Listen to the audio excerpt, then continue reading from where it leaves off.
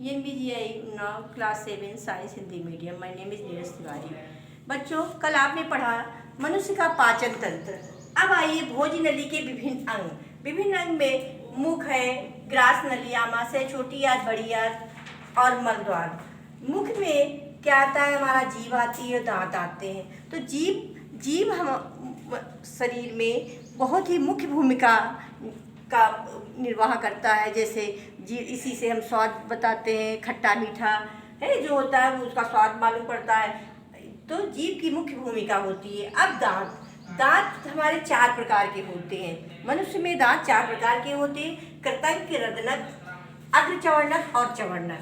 तो कृतंक ये नुकीले होते हैं, ये क्या करते हैं? भोजन को पीसने का कार्य करते हैं। और रदनक का कार्य क्या होता है? ये दांत विकसित नहीं होते हैं। सभी मांसाहारियों में ये बड़े तथा नुकीले होते हैं। ये एक प्रकार का मांस फाड़ने के काम करते हैं। और अग्रचवर्णक ये संख्या में 2 होते हैं तथा रदनक से अगले दांत होते हैं और इनकी जो अग्रचवर्णकों की जड़ें जो होती है मजबूत होती है। और नंबर 4 चवर्णक क्या होते हैं? ये प्रत्येक जबड़े की प्रत्येक ओर अंत के 3 चवर्णक तथा पीसने वाले दांत होते हैं, क्योंकि ये भोजन को पीसते हैं ये दांत। अब आइए ग्रास नली। ये जब हम मुंह में भोजन करते हैं तो ये हमारा भोजन कहा जाता है ग्रास नली में। तो ग्रास नली में भोजन जाने पर जब हम भोजन के टुकड़े को चबा कर लुगदी-नुमा बना लेते हैं तो फिर ये मुंह के नीचे सरकना शुरू होता है। ये एक नली में पहुंचता है, इसे ग्रास नली कहते हैं। ये ग्रीक शब्द से बना है, जैसे जो आप खाते हैं उसे ले जाना। क्या होता है? जो हम खाते हैं वो ग्रास नली के द्वारा वो अंदर जाना।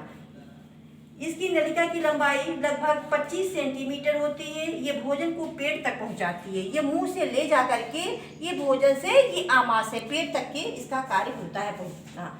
अब आइए आमाशय। नंबर 3 आमाशय का कार्य क्या होता है? आमाशय मोटी भित्ति वाली एक थैली रूपी संरचना होती है। क्या होती है?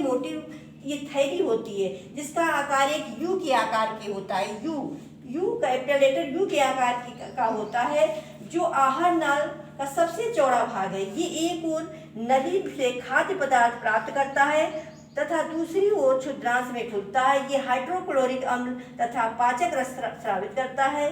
ये जठर रस प्रोटीन को सरल पदार्थों में विघटित कर देता है। अब आइए छोटी आंत क्या है? छोटी आंत जब हम भोजन ग्रहण करते हैं तब भोजन अवशोषित होकर क्षुद्रांश की भित्ति स्थिर सुरुधिर वाहिकाओं में चला जाता है। इस प्रकार को अवशोषण कहते हैं।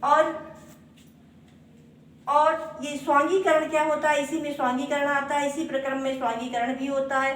फिर बड़ी आंत क्या होती है? ये आंत से ये हालांकि छोटी आंत में भोजन का अधिकांश भाग पच जाता है, लेकिन जो कुछ भाग ऐसा है ये नहीं पच पाता है।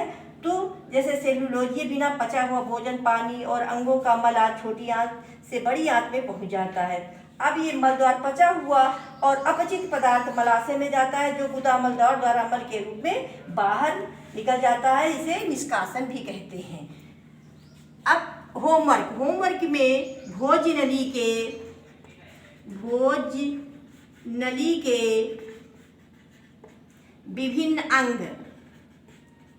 विभिन्न अंगों को चित्रों द्वारा समझाइए। थैंक्स।